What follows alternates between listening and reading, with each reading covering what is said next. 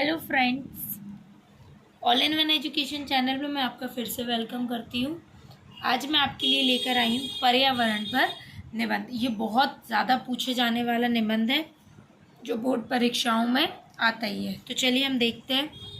सबसे पहले किसी भी निबंध में हम प्रस्तावना को लिखते हैं और अंत का पॉइंट उपसंहार होता है। फिर आप बीच में जो भी पॉइंट लिख रहे हैं लिख सकते हैं, लेकिन पहला प्रस्तावना और लास्ट वाला पॉइंट उपसंहारी होना चाहिए। चलिए, हमारे आसपास पाए जाने वाले सभी पदार्थ, जीव जंतु, नदी, तालाब, खेत, पेड़ पौधे, हवा इत्यादि के समूह को पर्यावरण कहते हैं। हमारे पहले ये तो आपको पता है कि हमारे आसपास का जो वातावरण होता है वो हमारा पर्यावरण ही होता है, जिसमें जीव जंतु, मानव, पदार्थ, पेड़ पौधे सभी क्या करते हैं, अपना जीवन सुख रूप से यापन करते हैं। पर्यावरण मुख्य रूप से दो प्रकार का होता है, प्राकृतिक पर्यावरण और मानव निर्मित पर्यावरण। आप अलग से एक हेडिंग कर सकते हैं ब्लैक पेन से कि ये दो प्रकार के होते हैं, प्राकृतिक और मानव। प्राकृतिक जो प्रकृति ने बनाए, मानव निर्मित जो मानव ने, कुछ चीज़ें ऐसी हैं जो प्रकृति में हमें प्राप्त हुई हैं और कुछ ऐसी हैं जो मानव ने निर्माण किया है या जिसको मानव ने बनाया। तो प्राकृतिक जो प्रकृति से है, मानव निर्मित जो मानव ने बनाई है। अगला पॉइंट हम देखेंगे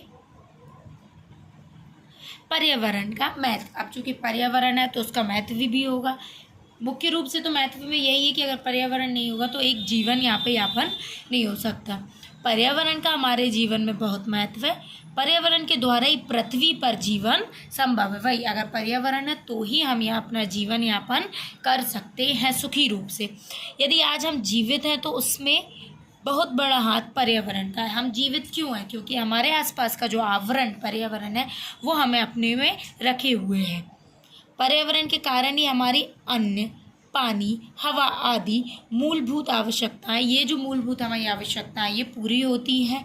एक अच्छा और स्वच्छ पर्यावरण हमें बेहतर जीवन जीने में मदद करता है। एक अच्छा जो पर्यावरण है उसमें ही हम अपना जीवन सुखी, एक अच्छे जीवन की कल्पना कर सकते हैं और यही हमारे सुखी जीवन में मदद करने का एक साधन है, संसाधन है।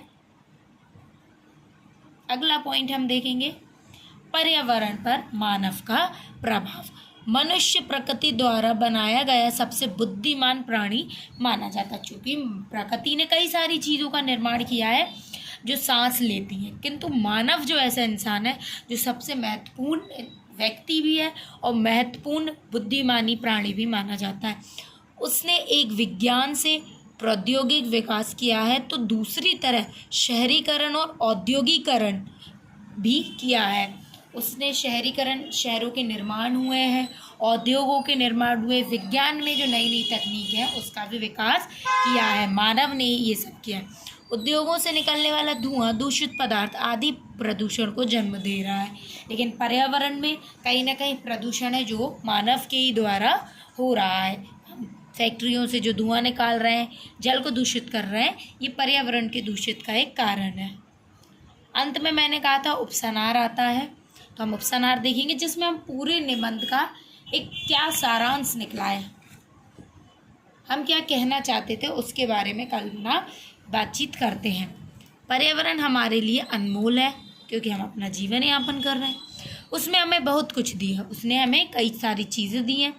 पर्यावरण के कारण ही हम जीवित रह सकते, बिना पर्यावरण के हम जीवित नहीं रह सकते। पर्यावरण हमारा जीवन है, यही हमारा जीवन है। इसलिए पर्यावरण को प्रदूषण से मुक्त करने की जिम्मेदारी भी किसकी है? हमारी है। इसी संदर्भ में एक तथ्य है, पर्यावरण को स्वच्छ बनाना है, प्लास्टिक को बंद करवाना है।